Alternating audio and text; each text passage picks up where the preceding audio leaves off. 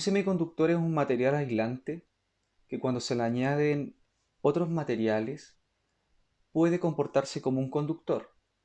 Esto quiere decir que depende de ciertos factores, el semiconductor puede trabajar como un aislante o como un buen conductor.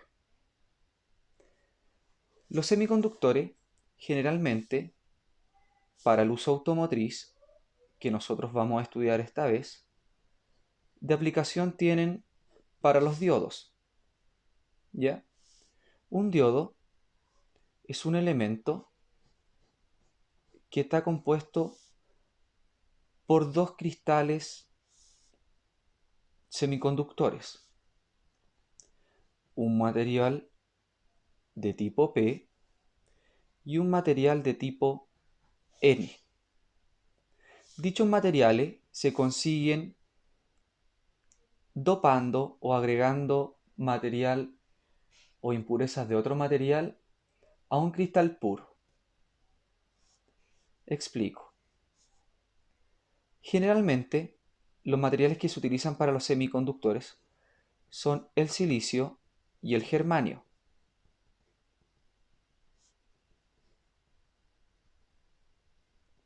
Básicamente porque ambos poseen 4 electrones de valencia.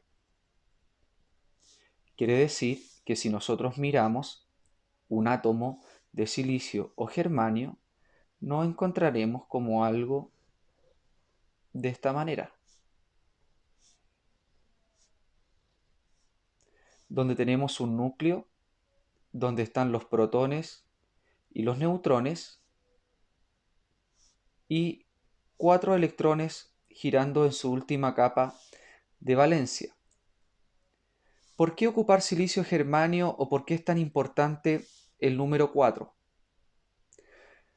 Un cristal puro es la unión de muchos átomos. Por ende, lo que nosotros buscamos es que al unir muchos átomos, todos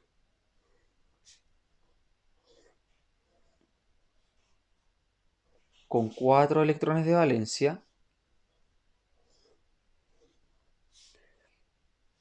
estamos logrando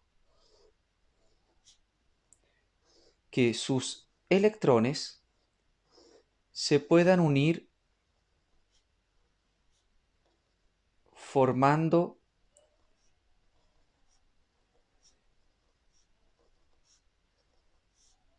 enlaces covalentes.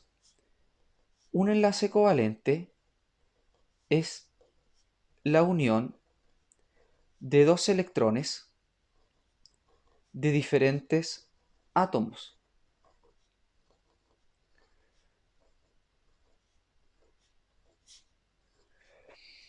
Cuando tomamos muchos átomos de silicio germanio, cada uno con 4 electrones, estos electrones se unen formando enlaces covalentes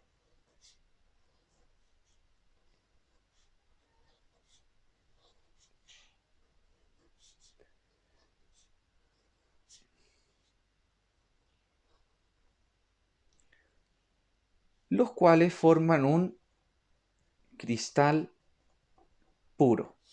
Cabe señalar que un cristal puro es un material cual composición atómica no permite que haya electrones libres ni huecos en donde puedan moverse otros electrones. Por ende, un cristal puro se comporta como un aislante, ya que no puede haber circulación de electrones. A este cristal puro también se le llama material intrínseco. Un material intrínseco es un aislante o un cristal puro, ya que no permite el movimiento de electricidad por él.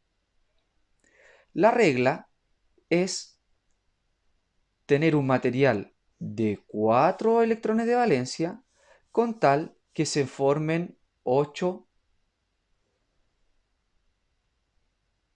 uniones de electrones. Esa es la regla.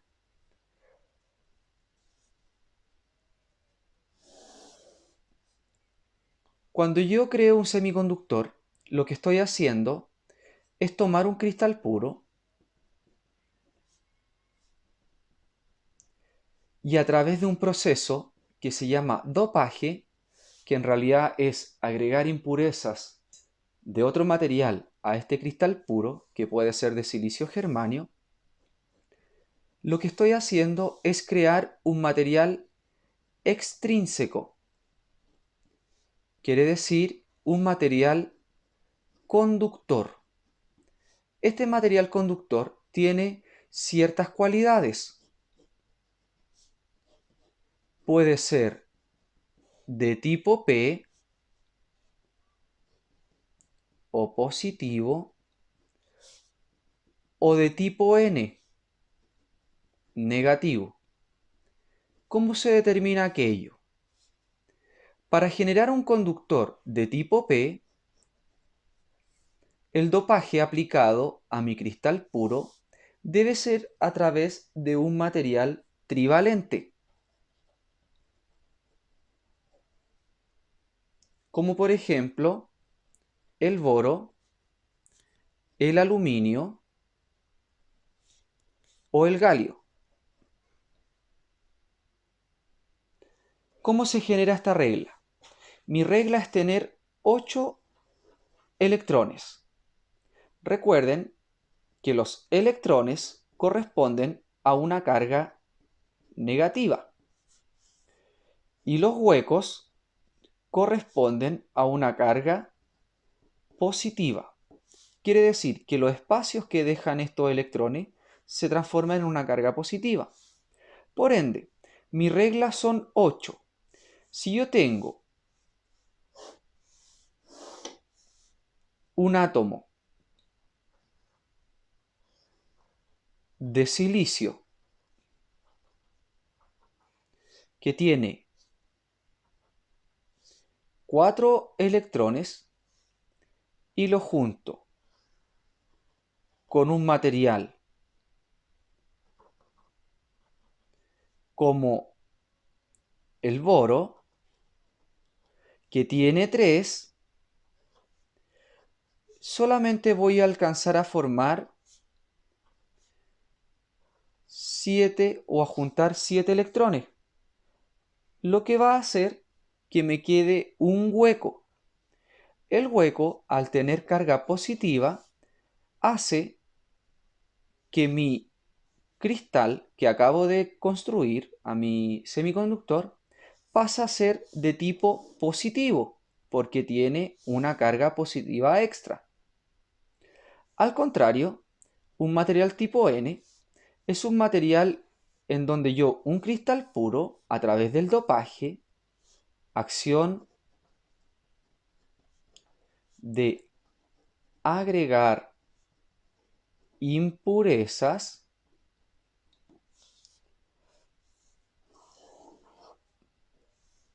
a través del dopaje, agrego un material pentavalente. Pentavalente quiere decir que posee 5 electrones en la última capa de valencia, como por ejemplo el fósforo o el arsénico.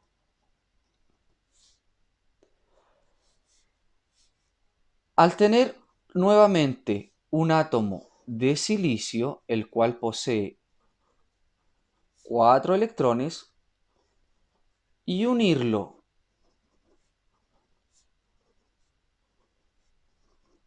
a uno, como por ejemplo de fósforo, estoy logrando tener 9 electrones. 9 electrones supera en 1 la regla de tener 8. Por ende, el electrón, al tener una carga negativa, carga mi semiconductor de manera negativa.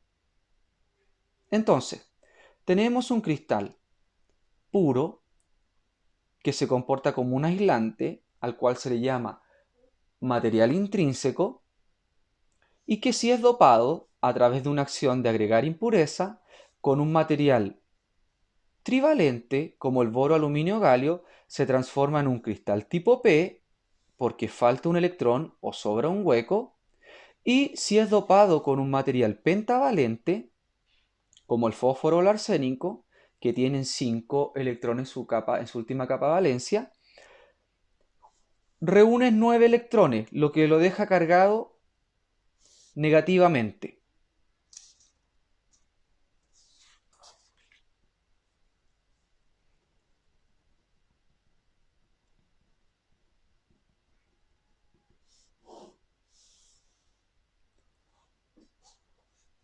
¿Qué ocurre cuando dos materiales semiconductores, un tipo P y un tipo N? Cabe señalar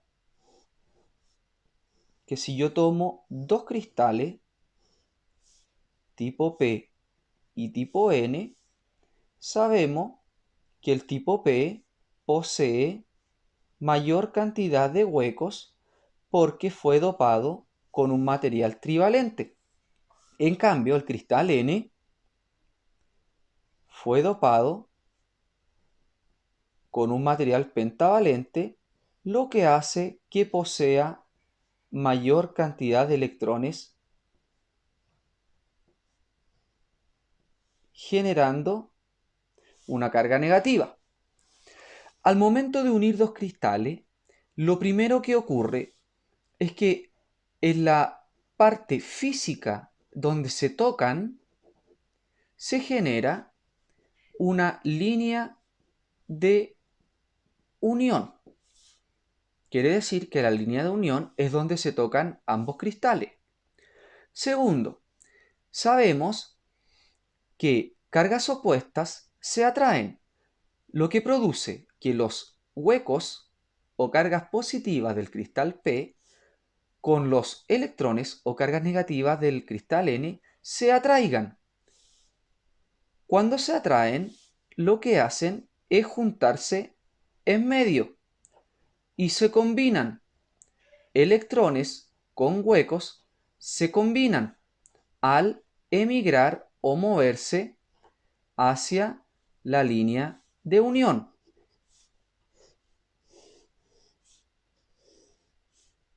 Esto produce dos efectos.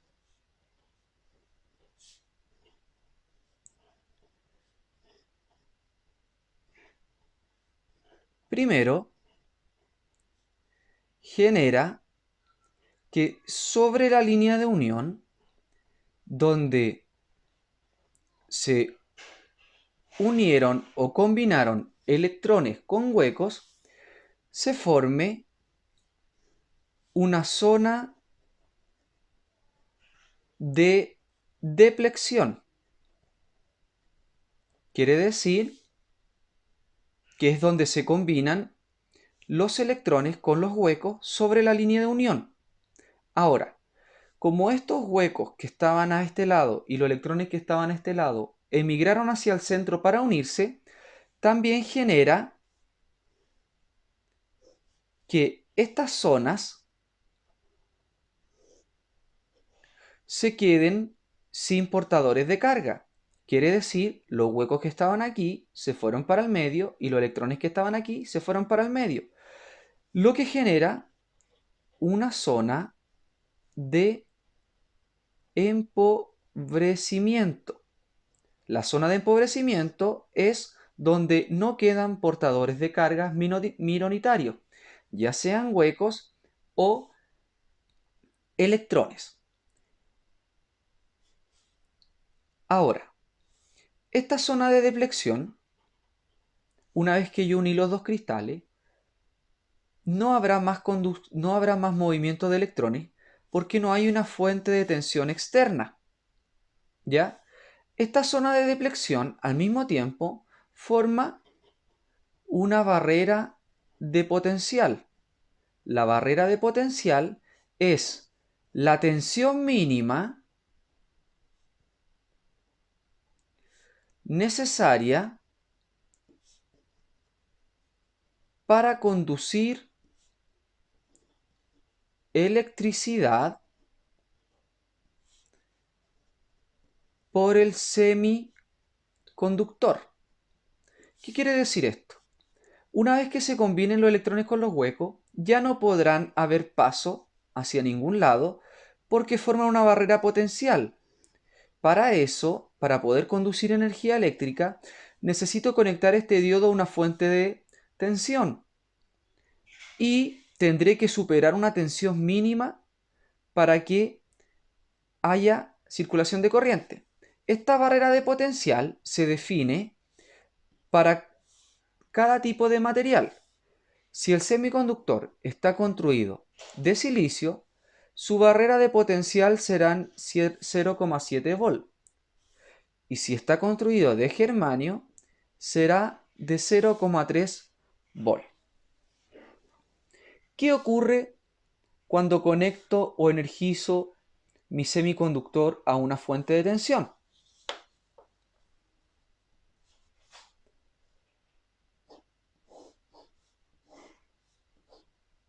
Sabemos que tenemos dos maneras de energizar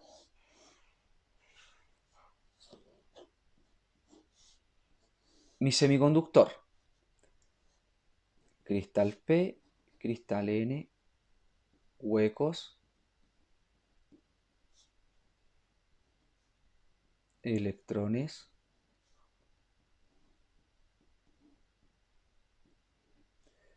zona de depleción, fuente de alimentación. En este caso está conectado de manera directa. Quiere decir que el positivo de la fuente está conectado al lado positivo del semiconductor y el negativo de la fuente al negativo del semiconductor. Por ende, si mi fuente de tensión supera los 0,7 volt en caso de que mi semiconductor sea de silicio, los electrones van a moverse desde la fuente, entrarán al cristal N, empujarán y serán capaces de cruzar la barrera de potencial. Por ende, lograré tener circulación de corriente. Gráficamente, eso se vería de esta manera. Intensidad, voltaje. Esto es una polarización directa. Si la fuente de tensión está a menos de 0,7, no habrá circulación de corriente, por ende la curva será prácticamente una plana. Cuando la tensión de la fuente superó los 0,7 volt, el semiconductor es capaz de conducir intensidad a través del semiconductor. Ahora, por el contrario, cuando tengo un semiconductor,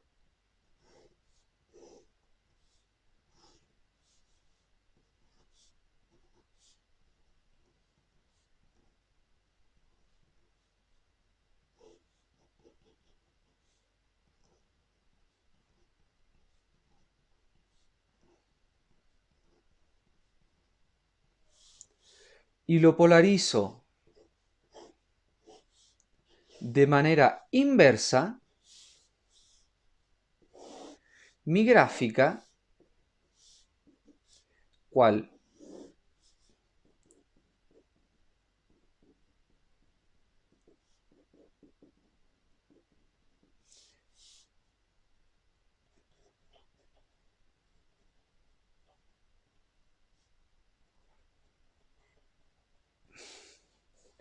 Cambiará de lado.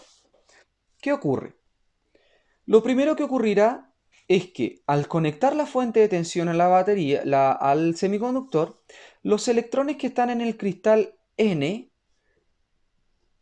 se verán atraídos por el polo positivo de la batería, lo que harán que salgan desde el cristal y se vayan hacia la fuente de tensión.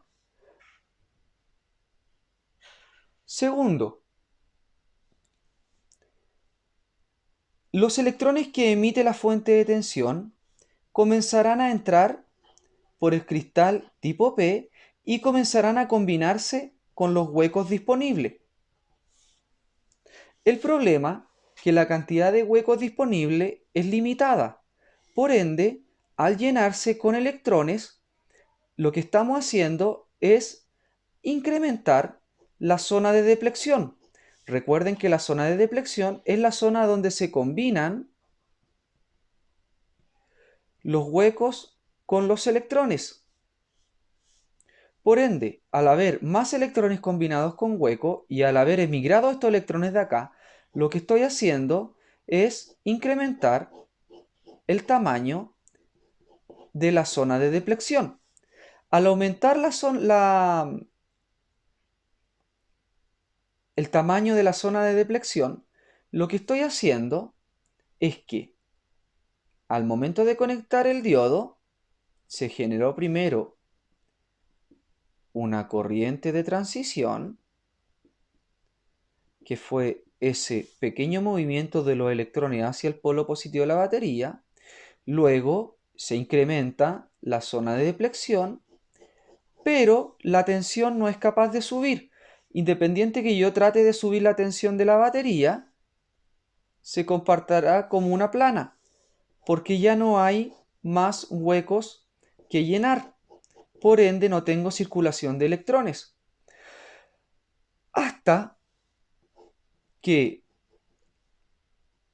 la fuente de tensión acumule tanta energía cinética en sus electrones que prácticamente los electrones entren a la fuerza dentro del semiconductor. El problema es que cuando entren a la fuerza, lo que romperán, al no haber huecos disponibles, será romper los enlaces covalentes que unían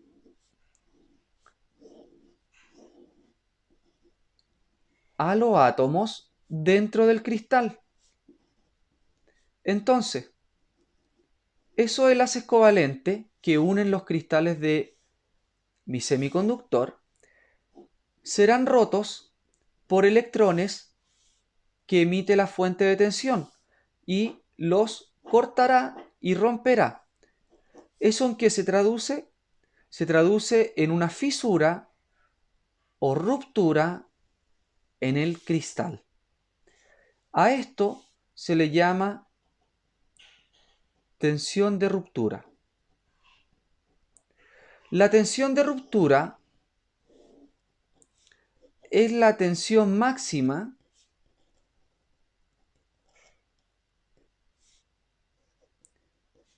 que soporta un semiconductor conectado en inversa.